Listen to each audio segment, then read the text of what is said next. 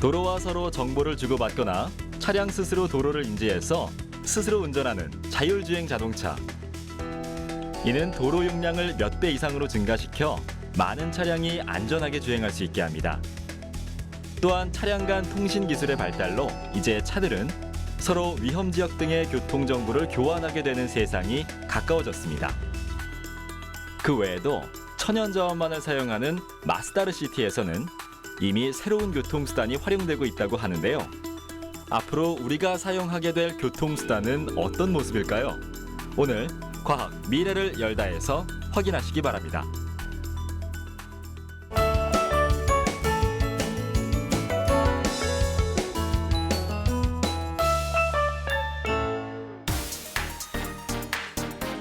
안녕하세요. 과학 미래를 열다 여화수입니다. 오늘은 교통의 미래에 대한 두 번째 시간인데요. 이번 시간에는 현재 개발 중인 첨단 교통 기술과 이를 통해 보다 좀 더 먼 미래의 교통과 그에 따른 미래 도시가 우리 삶을 어떻게 바꿀지에 대해 알아보도록 하겠습니다.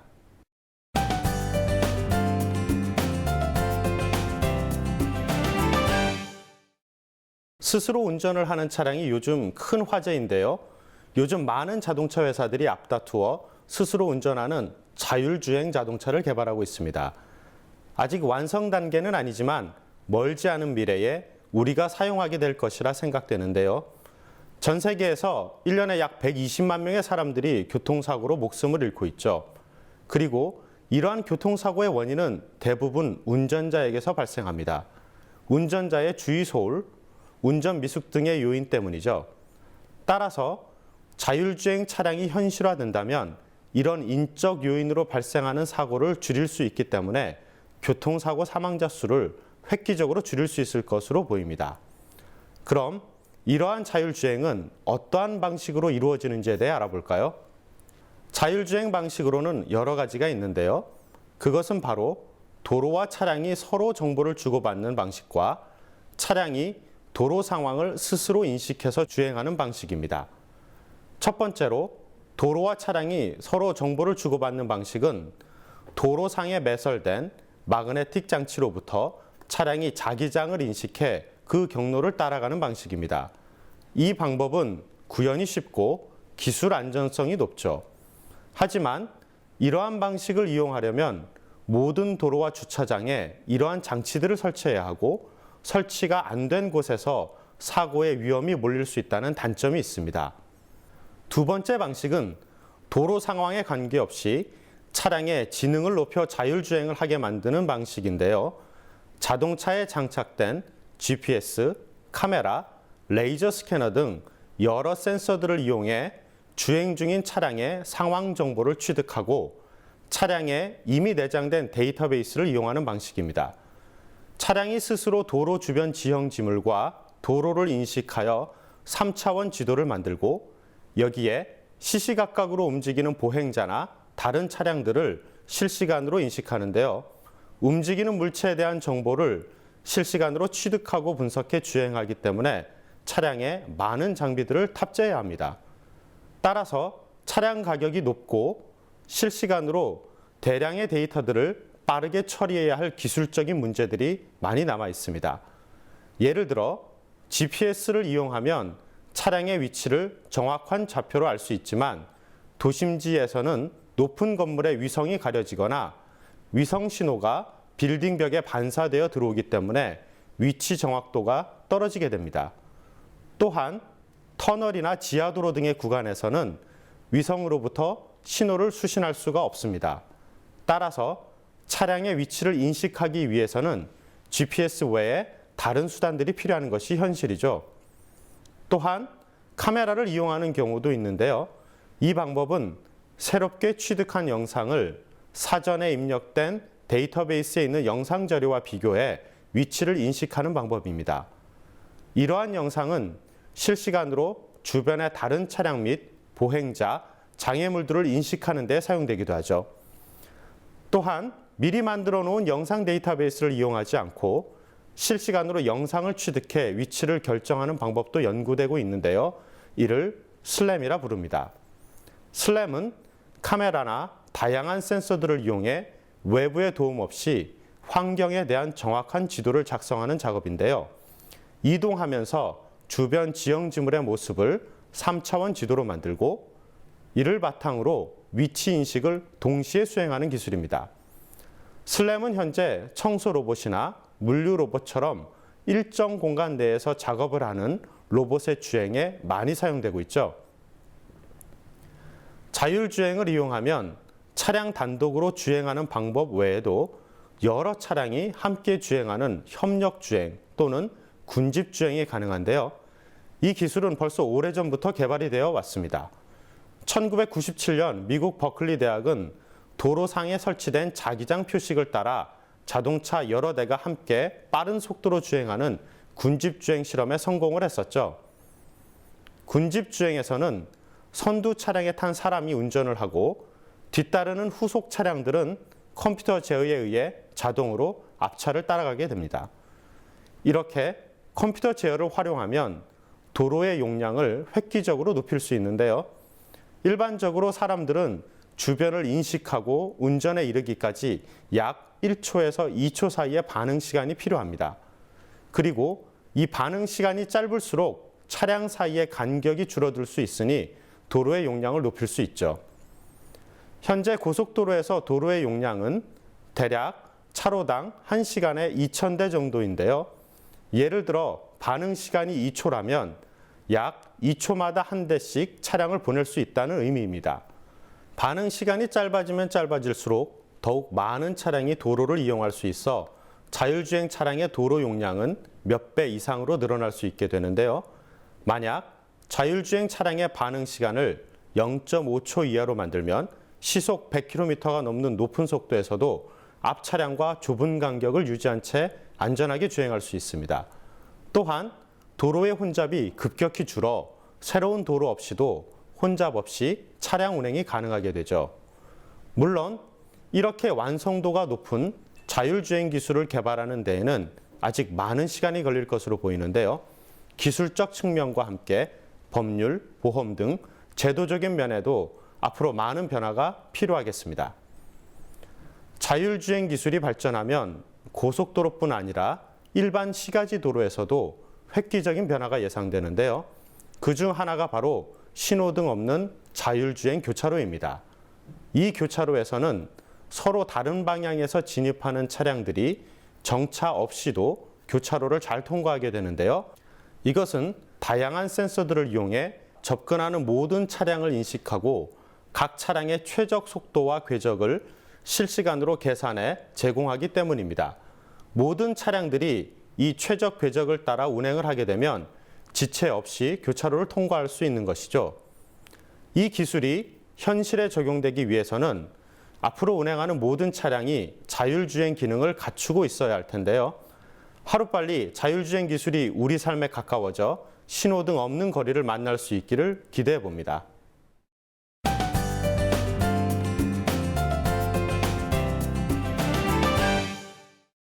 지금까지 자율주행을 알아봤는데요. 이보다 좀 더 가까운 미래에 우리에게 다가올 것으로 예상되는 기술이 있습니다. 바로 주행하는 차량들을 서로 통신으로 연결하는 기술인데요.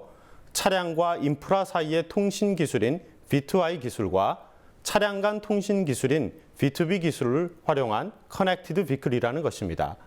차량과 인프라 사이의 통신 기술인 V2I 기술의 경우 기존의 지능형 교통 시스템이 발전한 것이라 볼 수 있는데요. 차량이 실시간 교통 정보를 받아서 최적의 경로를 정하고 사고 상황에서 적절한 대처를 할 수 있도록 해줍니다. 차량이 사고를 감지하여 센터에 알려주고 센터는 경찰차나 구급차를 보내는 등 상황에 필요한 조치를 할 수 있게 되죠. 또한 차량 내에 설치된 단말기에 이 정보를 보내 다른 운전자들이 사고에 대한 대응을 취하도록 해줍니다. 즉, V2I 기술은 도로상에서 발생하는 치명적인 2차 사고를 예방하고 불필요한 교통 혼잡을 줄여줄 수 있죠. 이번엔 차량 간 통신 기술인 V2B 기술을 볼까요? 차량 간의 통신은 차량에 탑재된 단말기를 통해 이루어지는데요. 예를 들어 차량에 사고가 나거나 사고 위험이 증가한 경우 이를 탐지한 차량은 이 위험의 위치와 차로 정보를 차량 간 통신을 이용해 다른 차량들에게 알려주게 됩니다. 그러면 이 정보를 받은 차량은 또 다른 차량에게 정보를 다시 전송해 주는데요. 이를 멀티호핑 방식이라고 하죠. 그리고 멀티호핑 과정을 통해 사고 위치를 파악한 차량들은 차로 변경을 해 사고 차로를 미리 피해갈 수 있는데요. 또한 차량 속도를 늦추어 전방의 사고 상황에 대비 2차 사고를 예방하게 됩니다. 이러한 B2B 서비스를 활용하는 차량들이 많아지면 차로 변경으로 인해 발생하는 충격파가 줄어들기 때문에 사고로 발생하는 정체 현상을 최대 50%까지 줄일 수 있죠.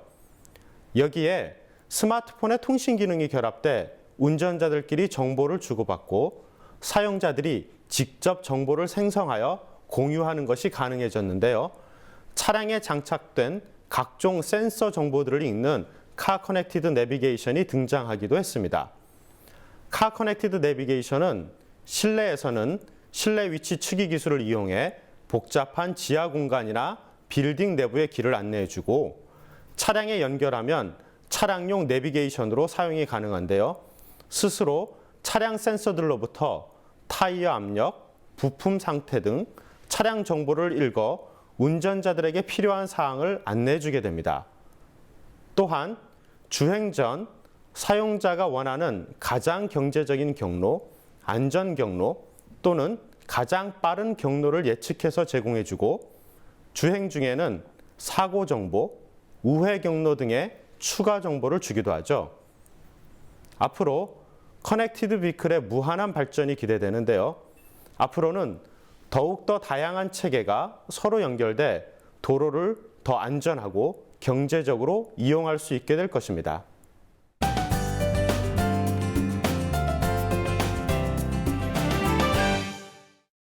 인류가 배출하는 온실가스 중 약 30%가 교통 관련 부분에서 발생을 하는데요.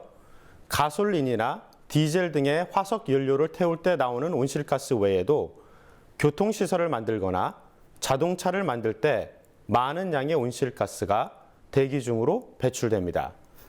이러한 온실가스 배출은 도시화와 함께 빠르게 가속화되는데요. 중국, 인도 등 인구가 많은 아시아 국가들에게서 특히 그 배출량이 많아지고 있죠. 이런 상황을 해결하려면 이제는 도시를 계획하고 설계, 개발하는 단계에서부터 저탄소 도시가 가능한 기술들을 고려해야 하는데요. 그중 하나가 현재 개발 중인 아랍에미레이트 아부다비의 마스다르 시티입니다. 마스다르 시티는 탄소 배출을 최소화하는 이른바 탄소 제로 도시를 지향하는 도시인데요. 현재까지 개발된 새로운 첨단 기술들을 시험하는 장이기도 합니다. 마스다르는 아랍어로 원천이라는 뜻인데요. 지속 가능한 천연 에너지를 사용해 환경 오염 없는 미래의 랜드마크가 되겠다는 의지가 돋보이는 곳이죠. 전 세계적으로 문제가 되고 있는 기후변화에 대응하고자 석유 수출국 아랍에미레이트 아부다비에서 2006년 세계 최초 탄소 배출 제로 도시 마스다르 시티 건설에 착수하게 됐습니다.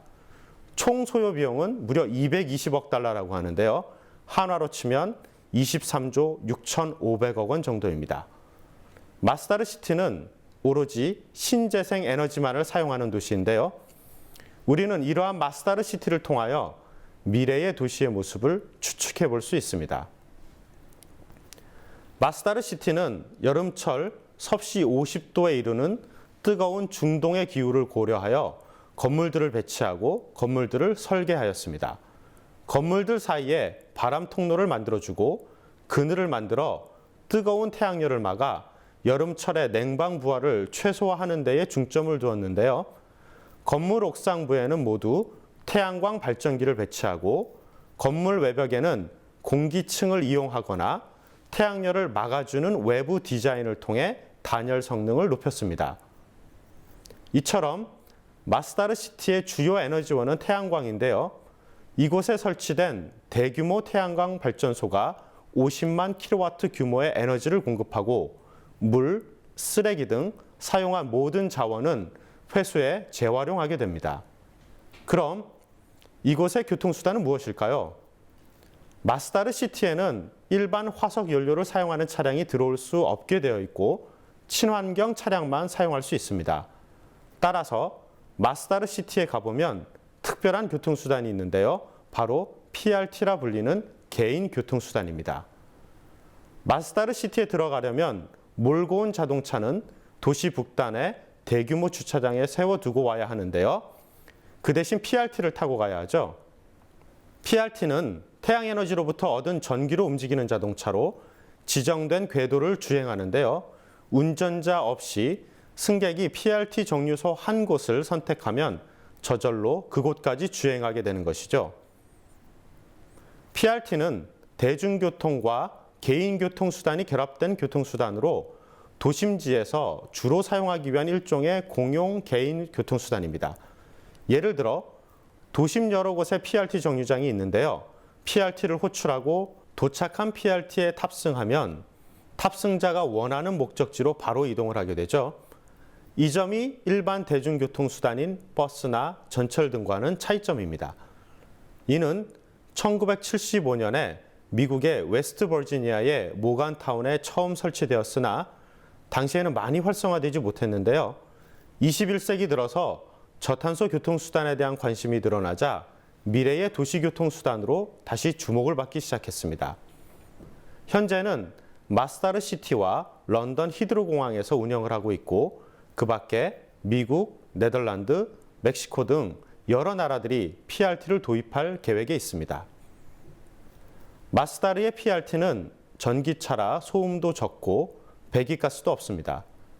그리고 미리 지정된 PRT 전용 도로에서 운행되기 때문에 사고 걱정 없이 안전하면서도 편리하게 도시 내에서 이동할 수 있죠. 마스다르에 설치된 PRT는 정류장에서 탑승해 사전에 지정된 경로를 따라 자율주행을 하게 돼 기차나 지하철과 비슷한 방식으로 이용을 하지만 택시처럼 사용자가 원하는 때에 원하는 목적지로 바로 갈 수 있다는 점에서는 기차나 지하철보다 훨씬 편리한 교통수단입니다. 물론 대량 운송용 교통수단이 아니라서 막대한 시설비에 비해 경제성을 확보하는 것이 어려워 도시 전체에 설치하여 운영하는 것은 아직 쉽지 않은 일입니다. 그러나 인구 30만 명에서 50만 명 정도 규모의 중소도시나 서울 같은 대도시의 도심 구간에서는 효과적인 교통수단이 될 것으로 보입니다. 마스다르 시티는 저탄소 도시를 표방한 여러 도시들 중에서 가장 혁신적이고 새로운 도시입니다. 앞으로 전 세계 신재생 에너지 및 첨단 기술 분야의 기업 1,500개를 유치할 계획이라고 하는데요. 재생에너지 분야를 중점적으로 키울 것이라고 합니다.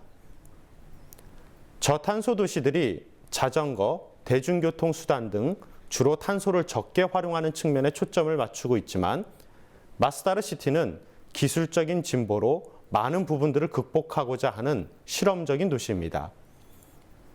2020년이 되어 마스다르 시티가 제대로 된 도시의 모습을 갖추게 되면 아부다비에 새로운 도시를 만드는 이 실험이 성공적일지 여부를 알 수 있게 될 것입니다. 그리고 아부다비를 잇는 새로운 저탄소 도시들이 우후죽순 생겨나고 어느새 온실가스 문제는 자연스럽게 해결될 수 있겠죠.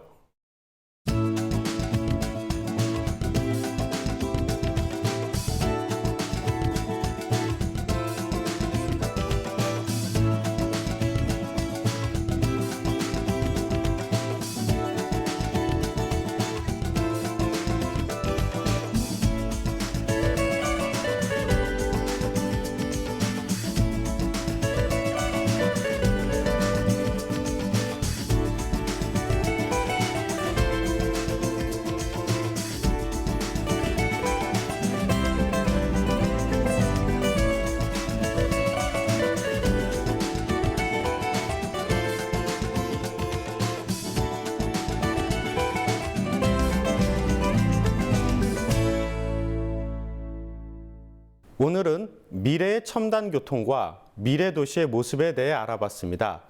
앞으로 더욱 기술이 발전해 새로운 첨단 기술로 더 안전하고 쾌적한 교통 환경이 만들어지길 기대해 봅니다.